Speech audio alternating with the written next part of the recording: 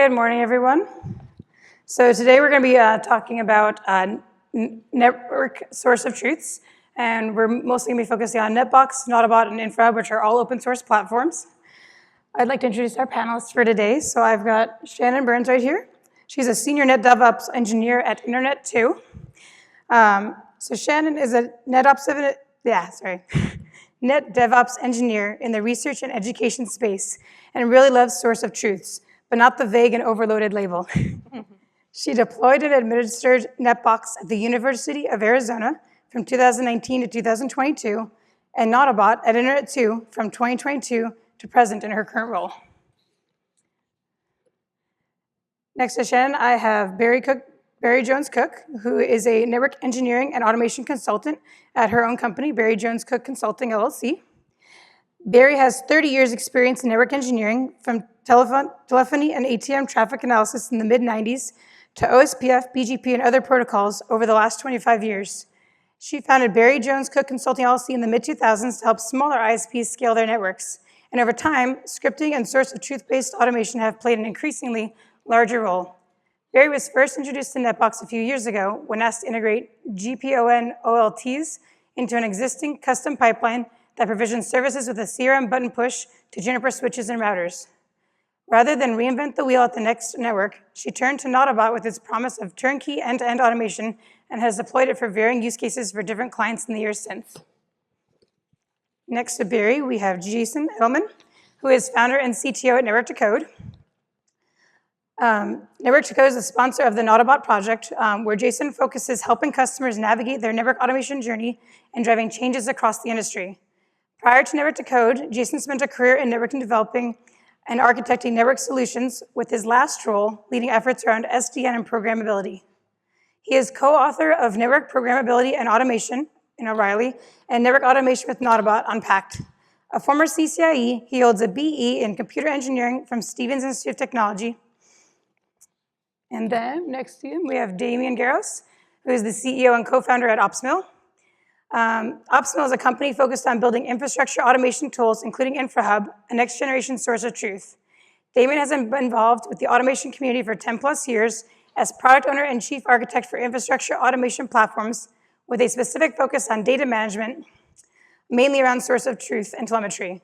Damian was the main architect and core contributor to dozens of open source projects that are actively being used by many companies today prior to OpsMill. Prior to OpsMill, Damian led the technical direction of Network to Code, where he was a founding member of the NautoBot team and contributed multiple major features to NautoBot, including GraphQL. And then last but not least, we have Michael Costello. He's an engineering leader focused on large-scale internet and data center infrastructures and the distributed systems that control them. He uses an incredibly simple NetBox deployment of Community IX and has managed NautoBot with an AWS Kubernetes at DriveNets and ran a team that developed an in-house inventory management system along with general network control and automation within Netflix's OpenConnect. And as mentioned, I'm Kat Gorinsky. I've been doing network engineering for over 17 years now. And over the years, my roles have gradually shifted from standard network engineering, where I was logging into switches and routers, to my current primary focus as a network automation engineer. I've previously run some network automation showdown panels at NANOG, one on networking tools 2 years ago here in Atlanta, and then last year I did one on network programming languages. I've also presented at NANOG and AutoCon on simplified troubleshooting through API scripting. I personally do not have any hands-on experience with NetBox, NautoBot, and Infra, which is why I gathered this lovely group. But just like my previous panels, I had a desire to learn more about these various options out there and share this knowledge with all of you attendees in an educational style panel. So if you're coming for a war, this is not the right panel. It was clickbait, it's not a showdown. We're gonna educate you. What? Okay. And then we've got a couple slides. So we put together just kind of a high-level comparison on all of them. They're all fairly similar. So I've got their licenses up there, cloud options if they have them, some perks on the paid benefits. They all have Docker and Helm. So this is very, very basic. We took the taglines from all of their websites. So NetBox is the premier source of truth powering network automation. They were started in 2016. It's a link to their GitHub, and they're sponsored by NetBox Labs. NautoBot, their tagline is the network source of truth and network automation platform. They forked off of NetBox, right? Yep. And they started in 2021. There's their GitHub, and they're sponsored by Network to Code. And then Infrahub is our baby of the group. They started in 2023. They're a new approach to infrastructure management.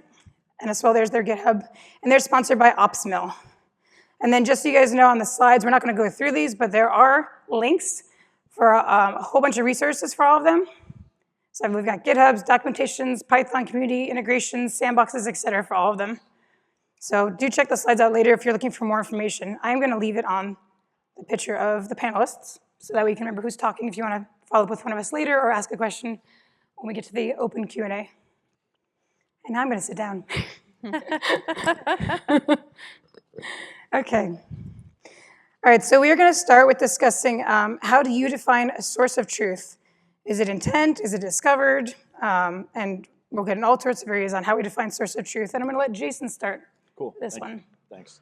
I'm going to do a quick aside on definitions. It's something that sometimes we might spend too much time on, taken away from from the outcomes. But the quick aside is around SDN. Over the past 10, 12 years, there are so many definitions of control plane, data plane, OpenFlow, this, and one that I remember the most came years after the SDN bubble or hype from Jay Shree, CEO of Arista. And she was on stage asking, well, what is SDN? And it was a pause, and still don't know. And I just found it, the audience laughed, and I just found it, so evident as a reminder to focus on solving problems, not get caught up in sort of the definition. But I would say bringing it back to source of truth, I think the roots of the definition is around having this functional building block where we can define the intended state of the network as data. And I say building block because it might be one or more systems. And there's nuances when we start bringing up how do we get data in? Is it through one-time automation, continuous automation, and things like that? And on the latter piece, continuous automation, you could argue, is that more discovered state? And so, ultimately, if we're actively discovering and observing and putting it in a source of truth product or a tool, then I think that causes some of the the good discussion. But ultimately, I'd bring it back to sort of like the use cases. One is more intent-based systems, network automation, and the other we don't talk about enough is this unified visibility that aids in security, compliance, and reporting. So it's kind of maybe a short little intro to sort of how I see things. Jan, did you want to add in about how the network automation framework is documenting and evolving this definition? Absolutely. So I've said this to a number of folks before. So I pretty much believe that we're replaying what technology has developed and maturized before us, where we try and figure out how to name things, and it can take a long time, and there's lots of disagreements. But eventually, we have words that are well understood or easier to understand than they were before. And so as an industry, so network automation as an industry, I think we're still figuring out what that means. We have so many bright and smart minds, and many of them are very self-assured and stubborn, but that's exactly how that works. You bring them all into a room, you bring everybody into that room, and you get everyone's perspectives, and you come up with definitions. All that to say, I've been really excited about how how a lot of these discussions and defining words have been happening over in the Network Automation Forum. We have a working group that is doing a couple initiatives, one of which is part of, you may have remembered from Scott's opening keynote, Autonomicon. And I think Jason totally has it right that defining things can get us absolutely held up.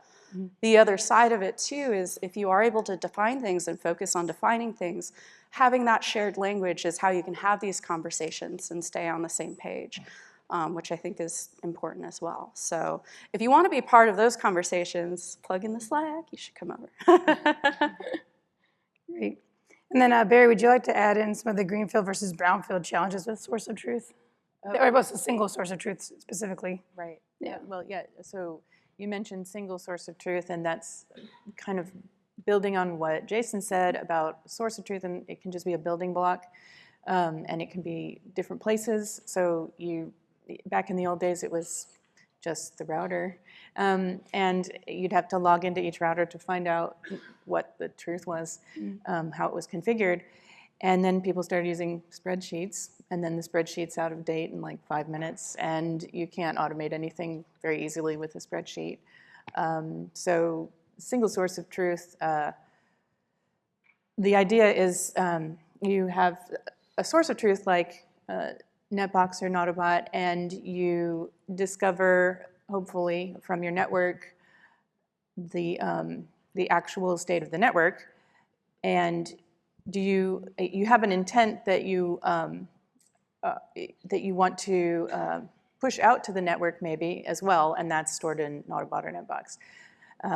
But in a greenfield environment, it's great. You can start everything off with your source of truth and push everything out to the devices. But when you have a brownfield network, yeah, you're going to have to do some of that discovery. And sometimes you have to keep doing that if you have legacy configurations that don't, they just don't, they aren't easily automated because they're not to your current standard. And so it's just a balance all the time in a brownfield network, having to, do you use your single source of truth? Do you discover, sometimes things get configured anyway, depending on how much buy-in you have from the rest of the organization.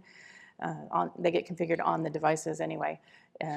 So yeah, there's a lot of challenges around it, but I think, I mean, we're making progress with Network Automation Forum and Autocon and a lot of initiatives around that. So, Either of you two like to add anything in the single source of truth or definition of source of truth? I would agree with the rest of the group. I think the names, there's still a lot of discussion, but I think where there's no discussion for me is automation starts with data. And if you want to automate, solving your data is probably the first problem you need to solve. And we've seen that across many different industries. So I think there's a general agreement that we need a place where we capture the intent, and that's what's going to drive the rest of the automation. I think still see a lot of people that don't get that. So beyond the name, I think that's something we all agreed on. So. Yeah, one comment I'd add, bringing it back to, I think it might have been the keynote yesterday from Google around sort of like the AI autonomous networks. And like there was a subtle point that I think is great for today to Damien's point around like starting with data. Like if you want to sort of like get to that visionary state, like you need to have like a really good foundation of what is and what you would like things to be, starting with kind of like this intended state. And I was going to add that I personally think of source of truth less as a thing and more as a concept. So anything that we're going to be storing or modeling within our source of truth is going to be duplicated in any number of places across any number of networks or systems. And so in that case, it's more of an agreement between the people that are responsible for the things, that there's going to be what everybody organizationally can agree on as the source of truth of this thing that we care about. And as fallible humans, it does make sense for the number of sources of truth, therefore, to be as small as possible, because then less mistakes get made. But yeah, I tend to stay away from strict definitions of things and more of organizational concepts of things. So moving on to our next topic, let's discuss should automation be separated from the source of truth? Should it always be decoupled? If not, when? Never? Why? We're going to start this one, Shannon. I love this question. So I'm going to give you guys all the answer that you hate, which is it depends. So I'll preface and try defining a couple things. For those in this context that haven't heard of decoupling or coupling, it's pretty much the same as you know it outside of this context, which is coupling is referring to the reliance that one component may have, one or more components may have on another.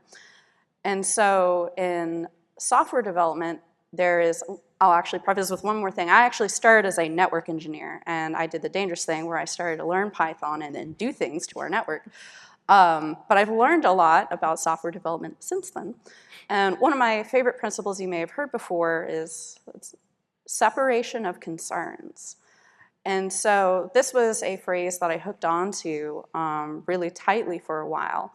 It's rah, rah, I'm learning how to do things, I'm gonna, code right, and whenever I wanna make sure that one component isn't reliant on another component. And I found with time that I was focusing on this too much. And then I went back, and I'm trying to learn from the greats behind me, like, what does separation of concerns mean? How does it relate to separating automation, execution from a source of truth that's storing, data about your network? And one lesson that I learned is it can be very dangerous to use that rigidly. And it's actually something that totally relates to context. Part of why I'm mentioning all of this too is, early on I was like, Google NetBox versus NautoBot, as all of us do. Yep.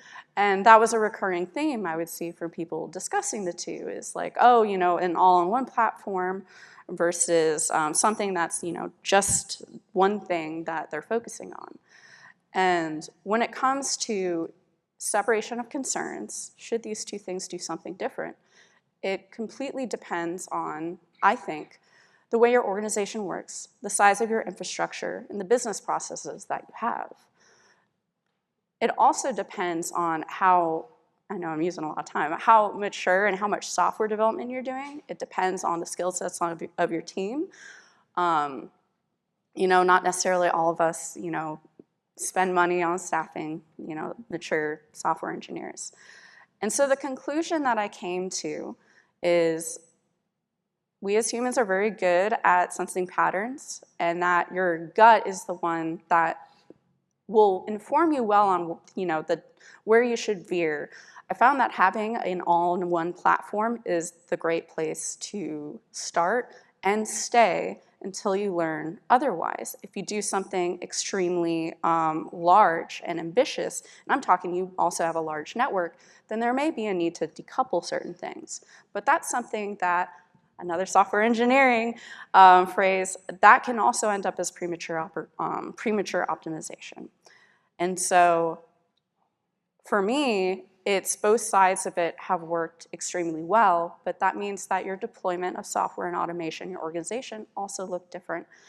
And if this is something that you're concerned about, the coupling of storage, of logic, and execution, then I heavily emphasize talking to other folks about this and learning lessons, because it is, like everything, it is so nuanced. So with that, I'm a fan.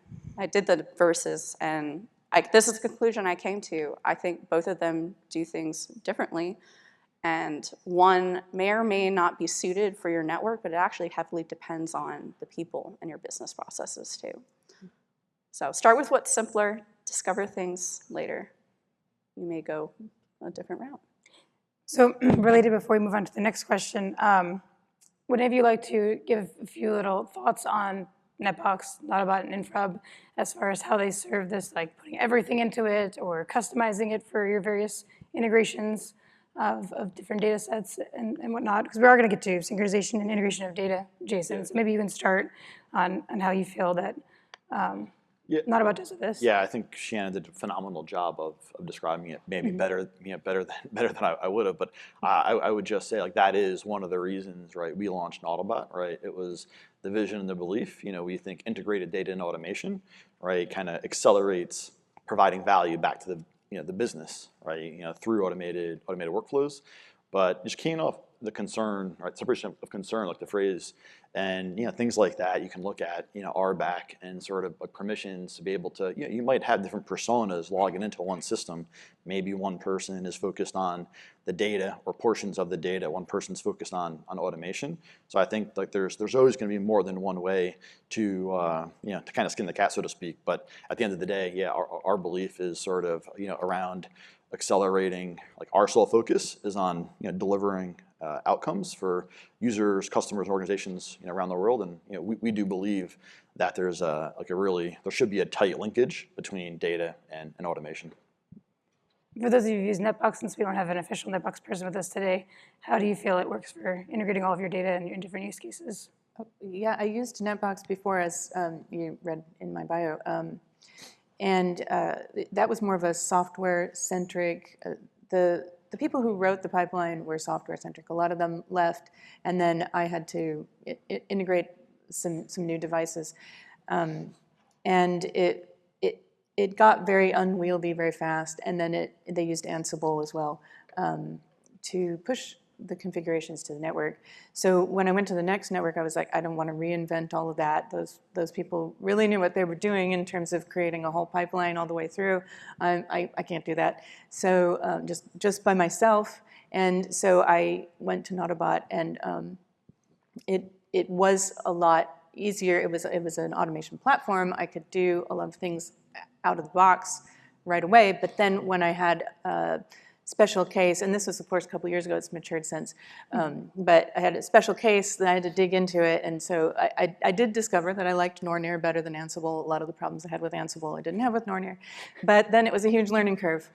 So, I mean, there's always going to be trade-offs, but as they mature, I think that's true for maybe a smaller organization. You go with that integrated, coupled platform. And if you have real strong opinions and you already know NetBox and you already have a bunch of stuff built, you stick with that. And then there's new options as well. So. Yeah, and so Damien, how do you feel that Infrahub fits into it? Actually, it's this question always speaks to me because I think you mentioned we're the latest on the block, and I think I've been working for years on NetBox and NautoBot, and I try to took all my learnings, all the things I think that worked, that didn't work, and try to use that for the design of Infrahub. And so what I learned, what I found actually, and I think it's true whether it's NetBox or NautoBot, is today in our larger automation platforms, we have a tightly coupling issue between the source of truth and either component of the system. It's actually really something that's slowing us down today because it becomes everybody has struggled upgrading their source of truth. And what we're saying, and I think we'll talk to it in a bit, like it's super important that we capture and we are able to add new type of data in the source of truth, because if we need to automate something new, we need to have it in the source of truth. So we need to keep it evolving all the time. But today we have this very, very tightly system because everybody is like completely dependent on the current data models and all of that, which makes the whole system very complicated to manage. And so, for example, in Infrahub, we actually really try to move the boundaries between the source of truth and the other system so that there's not so much a dependency on the data directly or the data model, but more on just having them, like, for example, the example would be, I think it's a mistake today to use Ansible to generate the config. Like, that creates a huge dependency. Ansible is really good at deploying the config. It just happens to be also good at generating them. But I think if we move the generation, for example, in closer to the data, then we have a much more coherent system, and the boundaries between the system that deploys and the system that manages the data is much cleaner, and I think it reduces that. So that's the first point. The other one is to the question, like, should everything be in one platform? I found that the problem is way too complex for us to put everything in one platform. Like, there's so many components that first it's going to be impossible to put them all in the same platform. And the other one is there's actually a lot of problems that are already been solved. And if we use a single platform, we cannot reuse that. We have to reinvent every single component. So I'm more now, actually, I, again, made a lot of mistakes, try different things, but I'm more of the opinion now we should really try to have like best of breed component for each building blocks, and then work on standards way to integrate them instead of trying to put everything in one platform. Michael, you have anything to add? Just thinking through using NetBox and NautoBot, the implementation here I think was called scripts or apps. It's this idea of, are you going to be writing code to do some workflow or something within the system itself?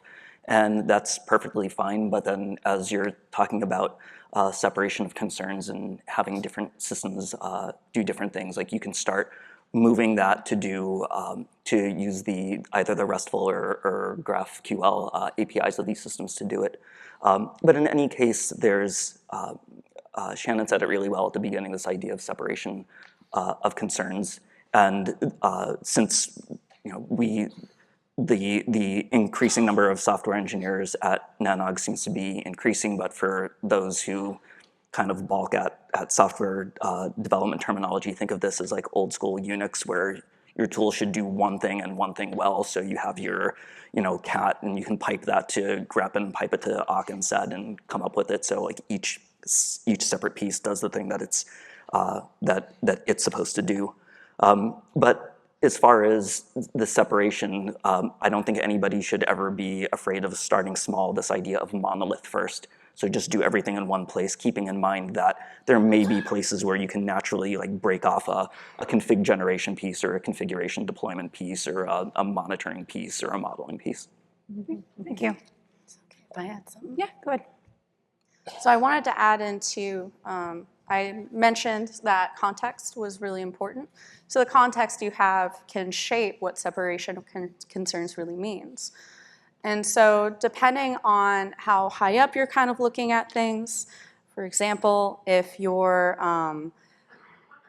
actually start from the bottom, I think that makes more sense. So if you're looking at a very low level of things when it comes to software, then that could mean, you know, this module, even like this one file that's, you know, supporting, that has Python in it, or these parts of the file should be, you know, completely unique, non-interdependent, stuff like that.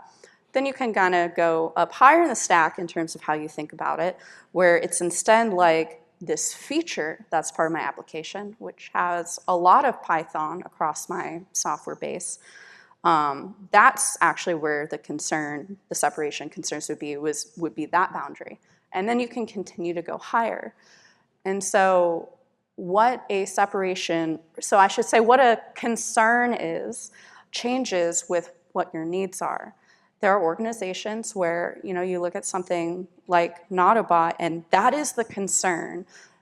That is the standalone storage and execution. And then they have these other components of their network that are not responsible at all for that automation or execution. And so it would then make sense. So I think it is very context dependent. So I want to make sure I noted that as well with an example. Thanks. All right. I'm going to combine our next two questions so we jump around with all of you. So we're going to talk about the extensibility of the products. So like the ease of extending with plugins and apps and integrations, whether we need to be a programmer or not, how this evolves with new versions. And then also while we're discussing that, I'd also like to discuss a little bit about version control as we jump around too. So, and again, not just in the general sense, but also as it applies to your experiences with NetBox, NautoBot, and Infrahub. And I'm going to let you start for this one, Michael. So from the extensibility point of view, what we're thinking of here is what is the plugin environment of these things? What is out there to have it used? And then in the idea of what small like scripts or applications can we run within the system? And these, regardless of what way it's being approached, as well as also what if I want to start adding core features to the system, how do we as engineers think about our development environments and being able to test these things out and being able to replicate data between, say, production and testing and development. And so it's really important, like regardless of how you're going to do it, to think of how am I going to make it easy for the people? How, again, organizationally, am I going to be able to design this so that all of the people working on it understand what it is they're doing in order to extend and test like any given piece? And I want to tell like one anecdote is because I at one point was working for a company that had a NetBox installation that was done.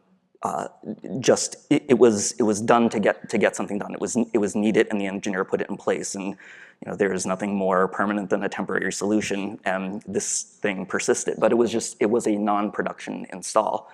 And as we were migrating over to a different production system, going through this idea of, well, how do we replicate environments so that we can extend scripts within that environment. Another engineer deleted the production instance that had whatever old backups were on it, and so the system that maintained all production network data was gone from existence. Luckily, we had migrated most of it over to the production system, and everything was fine. But it was this really important lesson of, as we're thinking about how we're doing this development of it, like, are we thinking through like database backups and database backups, availability of the system and whatnot.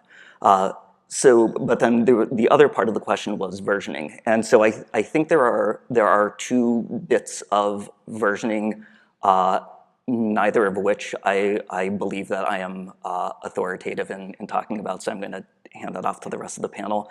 But there's going to be within the scripts or tools or apps of NetBox and NautoBot, and forgive me for not having the same depth of experience with Infrahub, is that you can develop on the instance or you can connect GitHub in order to have your applications sync over, so you can have some amount of availability of the scripts that you're running.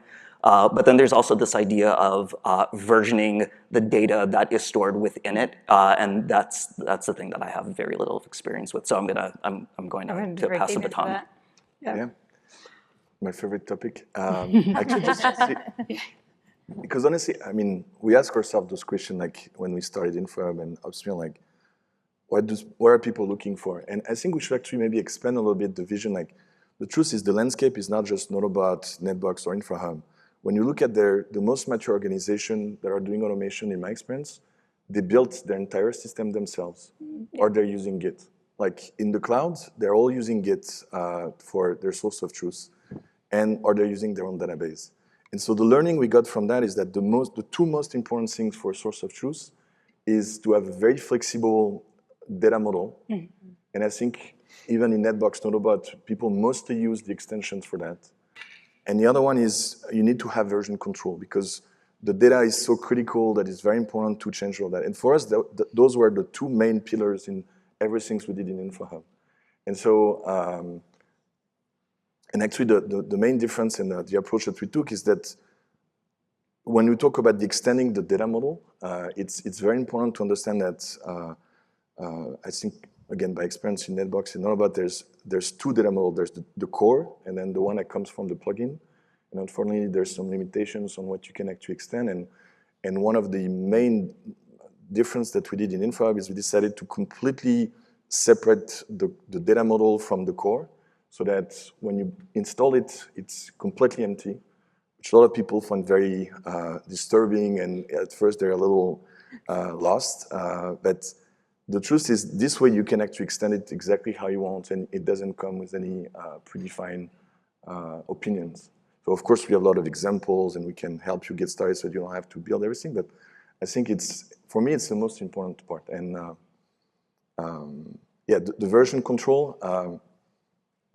Again, if we look at out there, so many people managing their entire network in Git, because the most important thing for them was version control. I think it just happened that for a long time, that technology was not available on top of database. And that's why so many systems don't have it. And I think it's actually exciting now. We're seeing more and more systems that are, like in the last few years, that are bringing the ability to have real version control on top of a database. And that's what we have at the core of Infrahub. And I know NetBox, they've been working on it. I know NautoBot also looking into it. It's like, I think it's a very exciting new capability that is coming to our field. Everyone that has been using Git understands the value of it. Like every time you have to make a change, every time, like it's just game changer for those structural changes that you need to make to give you the ability to validate everything. I understand sometimes if you haven't been using Git, it might sound a bit more like obscure or unnecessary, but it's, I don't know, a single person that didn't make the jump to using version control that is not, more happy about it. There's also all the beyond version control. I think what's super important is this ability of having peer review, because changes can be isolated, they can be discussed. Like it's a whole human aspect to it that is way beyond the technology. And so, in my perspective, it's one of the key elements of a source of truth for sure. Yeah, go ahead. Yeah, I was on both topics too, on extensibility. Yeah, just looking at, I think I spend a lot of my time with enterprises, and I would say NautoBot's done really well in the enterprise space, and I would say that there's a growing amount of telcos and so forth. But when you get into these spaces, like there's always like so many unique things of how either they want to view data or view automation and execute it. So I would say, on the NautoBot side, we called them NautoBot apps. Formerly, there were plugins in NetBox, and I think like they probably diverged a little bit. But I would say at the highest level, when you kind of log in, you have the ability to create a dropdown that says what you want. It might be a facade API. It might be a panel on a page. And I think like it might mean more data models, but it might mean doing automation. I think like the ability to like focus on really, kind of bring it back to like solving automation and solving problems and doing that like through extensibility has been really valuable. And even, it's a newer feature, but if you were to do this 6 months ago, it would include software development and some HTML and things like that. And so, our goal is to simplify it more and more and more. So, there's no HTML, like everything's a Python object, just to kind of continue to reduce the amount of lines of code it takes to extend it, because it really does kind of, when you kind of want to fit the brain of an organization of how they want to, refer to things, it's been really, really critical. And on the version control front, I agree. I think there's definitely something there. It's still newer, innovative. We've been looking at it for a couple of years. Really, the only reason I would say it's been a little bit on and off is like I think discussions that we're seeing is kind of like separating the conversation a little bit in the sense of like versioning a database versus needing the ability to do approvals. Right? If you want to make a change of the data or add a device, add a circuit, whatever it might be, is like, what's more important? Do you need both, or are approvals and attestation is sort of like not good enough, but kind of the enterprise space, like thinking about like ServiceNow in the sense of like these larger platforms that have been around for quite some time, I would say we probably look at it as like a two-pronged approach. One is make sure we can get approvals for the data, and then I would say secondarily being able to offer things like versioning to enable testing and things like that, is no doubt going to be valuable longer term. Jason. All right, so there's one more question I'll make sure we have time for before we open up the floor for questions. We do have lots of other questions on here I could cover, but I want to make sure you guys have time to ask some questions as well. But I want to make sure we got to this one first. So these are all open source platforms, as we mentioned. And I wanted to ask, well, probably start over here. Maybe start with Barry. Why are paid versions worth it? Or who pays for open source? And I'll kind of leave that very open-ended here because these all do have paid versions and free versions. And so why would you want to pay versus just using the open source version of one of these? Yeah, I mean, I have an opinion on that. I know you do. I figured that you could. I actually haven't used the paid version. I'm not sure what it entails. But I've used it as open source on both NetBox and NautoBot. And my opinion is that the person who pays for open source is, if you get it downloaded and it's free because it's open source, you still have to put in a lot of time. You may, if you don't put that time in yourself, you actually have to hire other people, but you yourself, your time is worth something. So I would say really evaluate that, like how much time do you think you're gonna put into this? Because even if it's something that's been made very easy to use in the NautoBot case to like have the automation platform all in one with the data. But even then, there's still, if you want to do any sort of corner cases or anything, and if you, like me, were a network engineer and you just learned Python and started doing things, like Shannon said as well, there's a huge learning curve of just even trying to figure out what it's doing and how to do that. So, but then, of course, once you learn that, it's a lot faster the next time, but it still will take time. So. Michael, take it before I jump to the two who actually work companies. Sure. That make these products. Yeah, Barry said it well. So it's what is your organization's mission? What do you need this for? You either need to do development or operations of it inside your organization or through consultants, or you're going to pay a cloud provider to be able to provide this thing as a service. Mm-hmm. If your company has data governance or security controls where you where you either cannot or choose not to outsource your data to somebody else, that could be a reason for having it in-house. If you're planning on having something like a source of truth be a part of a larger system that you might be migrating to something completely homegrown, therefore it might, again, make sense to do it in-house, but the classic engineering, it depends. I think it really comes down to like sustainability.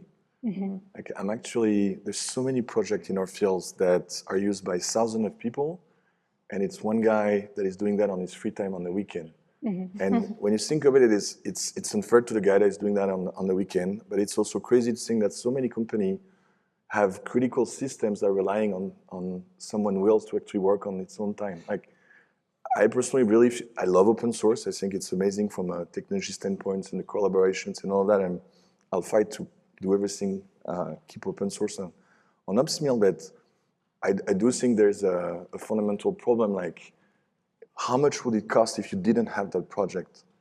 How much time you would have to build it yourself? Any of those projects, whether it's NautoBot or the Nornir and all that. Like when I see Nornir, I think Nornir is a good example. Like there's so many people using it and very little people that are actually maintaining it. Again, kudos to Kirk and David and the team behind it. But so for me, like why would you not pay for open source? I think that should be like if as a company you get value from it, you should fight internally to actually, make sure it's sustainable. And that actually makes me hopeful. Is I had multiple people come to us and say, "Hey, we love Infrahub.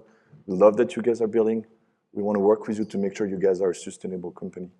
So I hope that we're seeing more and more people like that are going into that direction. Yeah, I would agree. If everyone has like the same viewpoint in the sense of, oh, we're just going to consume it, and no one's paying the sponsor of the project, it's not sustainable. And at some point, if it's next year or 5 years from now, at some point there's more risk to the business. But I would say for what we're talking about now, I'd kind of look at it as like the life cycle of a source of truth in network automation. And even going back, like there's been discussions of like starting with like documenting your network. And I'd look at it as like, look, if all you're doing is documenting your network, maybe it doesn't make sense to sort of like pay for anything because it's strictly documentation. But when you kind of upgrade a little bit and that data is maybe powering automation, or there's automation coming from that system, like the business value and the criticality of if it goes down becomes greater. I think like there is that decision or the life cycle of where you are in the life cycle, and at some point it becomes a little bit more important to have either commercial support or sort of a commercial product. That way you're kind of putting team organization first. But I do think it kind of sits in like the life cycle of like the criticality of that system, and to be always asking, how critical is this if it goes down. Anything else to add? Yeah. So I think when you use an open source product, there's a cost to it no matter what you do, whether it's the cost of building up skill sets on your team, hiring people who have those skill sets. And as a preface, I use open source NautoBot, and I don't pay for professional services. But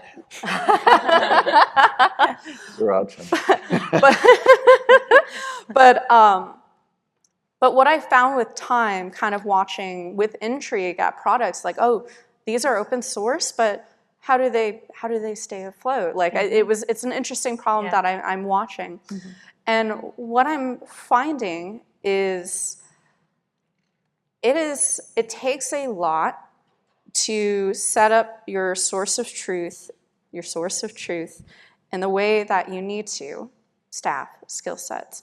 And we've all here dealt with commercial entities, so I know we, understand the experiences, but depending on the entity, and Network the Code is a fantastic one, what you have is you can have access to people who have been in so many other people's environments and seen the patterns, seen the problems, and they are also experts in their own product.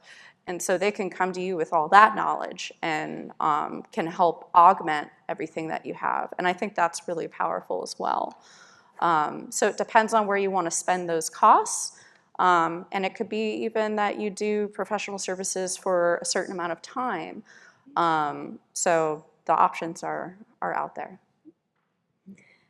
So we have about 14 minutes left, I'm seeing on the timer. I do have plenty of questions I can bombard them with, but I wanted to give you all a chance to ask questions, whether it's about a specific platform, an overall general source of truth concept. So I think we might have one person go to the mic already, maybe? Nope, they're sitting. Would anyone like to ask questions to the panel? Hi, Tim Novacek, Ballpoints Broadband.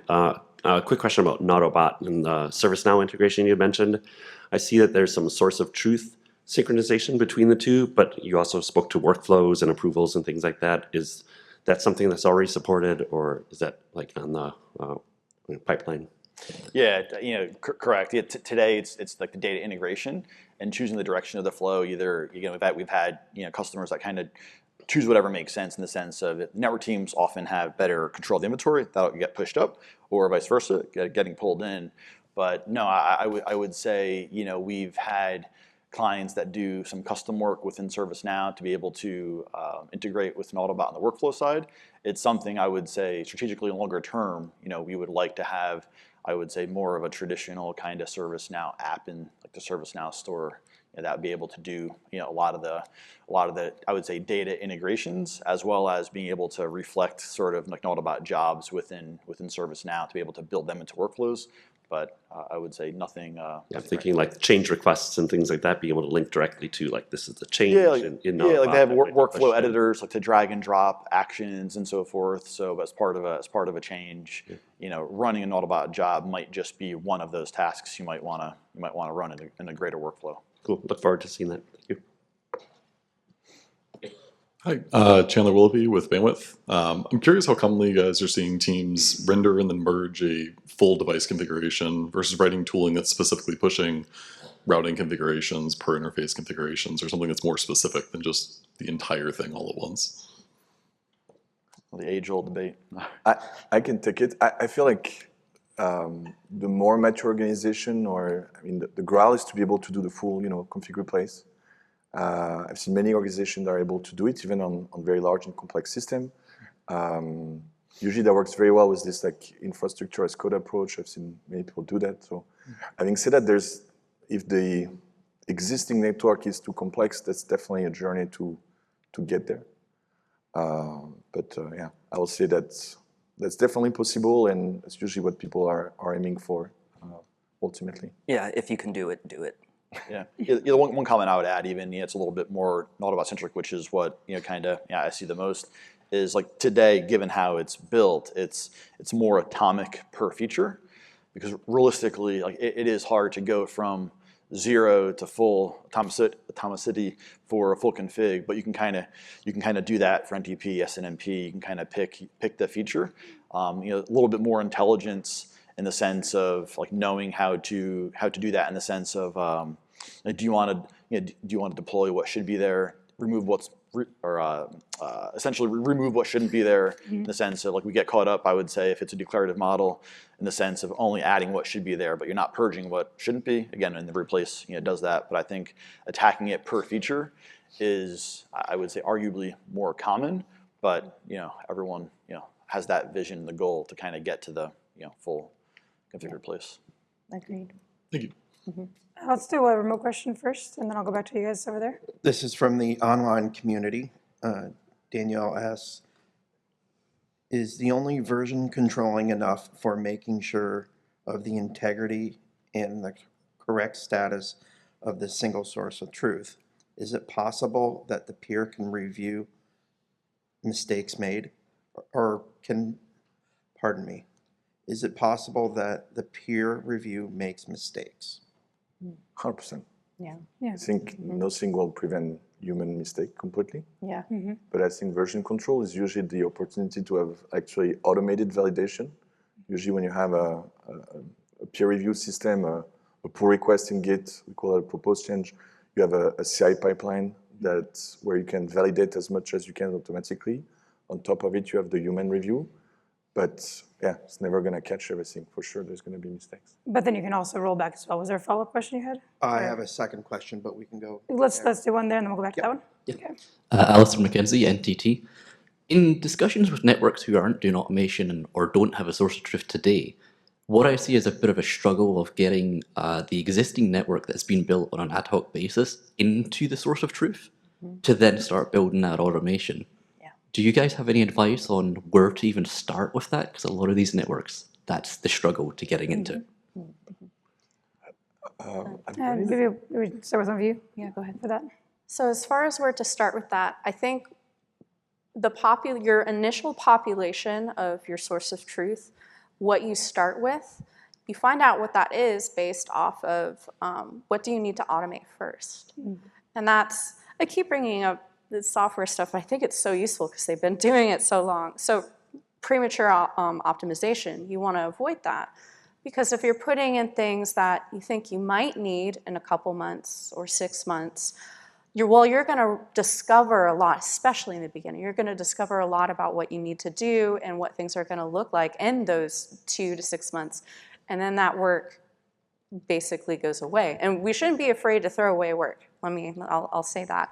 But I would say whatever your first task is, that should inform what you put in. And so an example of that being, if you simply want to be able to do image upgrades and you have many different platforms, then all you really need is you need to know your devices, DNS resolvable names, and what platform they are. Are they Cisco, or are they iOS or Junos, stuff like that. And then the information you need explicitly to do that, that's all, I would say that's all you should start with. Yeah, I mean, that's the argument also for doing, piecemeal updates as opposed to automating the whole configuration. That in a brownfield network that I worked on, that was one of the first things, just get NTP changed across 50 switches, and that was easy. You put that in the config context in Autobot, and then, you can, a Nornir, you can do special, like your own Nornir ad hoc code with, I think I used PyEZ, and just push that individual thing, just NTP with the GraphQL. Yeah, I would say the answer is if you do a show run or a show config and you get thousands of lines back or whatever it is, yeah, definitely the first step, as they're saying, is don't think you need all that data in there. And I would say most of the projects, right, that we're talking about, they have other open source projects that can help accelerate that. This is a growing ecosystem, even to promote the community. Like Slurpit now is a newer company that has some tooling there, and NautoBot has open source projects. There's other platforms that have Ansible facts, right? Ansible modules. There's multiple ways to kind of get that baseline data in there. And but yeah, it's just really starting small and kind of growing from there. Yeah, ask yourself why you want to get this information from the network in, and not why you as an individual, but why you as an organization. So there's some organizational buy-in from everybody who will be using it. Yep. And I'm sure all of you have heard the term gold plating. When you start a project and then you add on, and that's a terrible thing. It sounds great. I can also do this too. Yeah, but then you never finish the project in time, right? Yeah. So I'm gonna go over here for another online Thank you. question. Yep, because we're at about 6 minutes left. This comes from Seam on the online community. How does the advent of AI agents impact the design and development of network automation-focused APIs, RPCs, and bots? Randy's talk on Monday talked about moving from reusable code towards disposable code was quite insightful. Any thoughts on that? I have not used an AI bot, so Not yet. Have any of you tried integrating AI with any of your? Yeah, look, I think right now we're in uncharted waters. I see John back there too. I know we're going to have some a lot of good things. I would say even on the last comment of ephemeral automation. Yeah, we've had a lot of discussions already. When we think about NautoBot jobs, inside NautoBot, in the sense today you have to build that Python code, and then you build it once, reuse it, and re-execute it every day or n times. But when you think about just the growth of what we see every day with NLP, being able to describe the change in automation that you want and be able to ephemerally build that and run it, I think we're going to be a long way away to be able to trust that. But I think we're seeing the immediate use cases to accelerate code generation on these platforms. You can accelerate building that code, and from that code, accelerate building the tests needed to certify that code, and to have a continuous cycle to be doing that and validating it in a lab environment is going to be instrumental. And I think that's kind of at least the first phase of the wave that we're going to see over the next 12, 18 months or so. Yeah, using code generation tools to make writing either the core code or the jobs or the scripts codes that are going to use it is incredibly helpful, but all the buzz around AI now is large language models that work really well on natural language data, which is none of the model data that we have. So this idea that AI bots are going to be the near or even long-term future of being able to run networks, I am incredibly skeptical of. I think there's one point in the question that was interesting is I think there's a lot of work that's in front of us in terms of making the data that we have in those systems available to the AI. And I think we're going to have to put a lot of efforts to make sure that we're able to document the structure of the data, so which can already have. But I think we probably need to go even further and define more of like the semantics or what is actually the meaning of this data, not just the pure data model, so that the AIs can actually access the right information, understand the meaning of that information, and so that they can use that. So I foresee a lot of work and initiative in that space. And John, again, has been doing a lot of work on that recently with the bot that he's been creating. But yeah, a lot of exciting things coming, I think. Yeah, I'm excited to see where all that goes with the AI integrations in the future myself. So I know we've the gentleman. Oh, I was going to say, I could have used that a couple of years ago in trying to figure out Nornir. I know. It is so much easier now these days with AI bots. I'm going to go back here. Wes Allen, Alabama Fiber Network. We're a greenfield network. A lot of the conversation's been from a brownfield perspective. We're building it with automation from the ground up, which is awesome. But what I would like to hear is what are the potential pitfalls for a newer network that's starting with automation? What have you all learned in your experience that you'd say, hey, don't paint yourselves into a corner with automation by doing X? And specifically, how can we relate that to source of truth, which is our topic today? Sorry, it's a NetBox and Ansible-based network, and so we're connecting that all together, and I just would like to hear some potential pitfalls. So I'll mention one thing. So I haven't actually worked in a greenfield environment, but from watching others, and like I just sit and think a lot sometimes. I think a common pitfall is to be too opinionated at first about what you think things should look like. I think it's very helpful to look at, not like places like NetBox and NautoBot and Infrahub too, where opinion can be very good and very useful. But looking to what other people are doing, you can learn their lessons.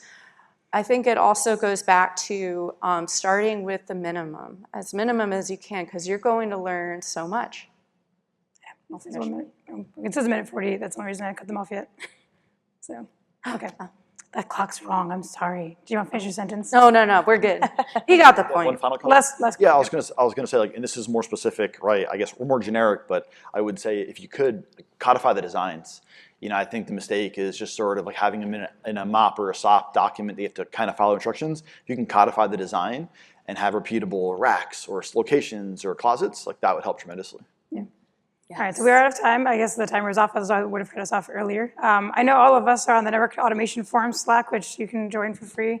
And they're also, most of you guys are on other Slacks as well. And we're all on Discord, hopefully, too, as well now, Nano Discord. So yeah, if you have some further questions, find us on one of those platforms. And then there's a lot of good links on there for each of those source of truth options we presented today. So thank you. Thank you.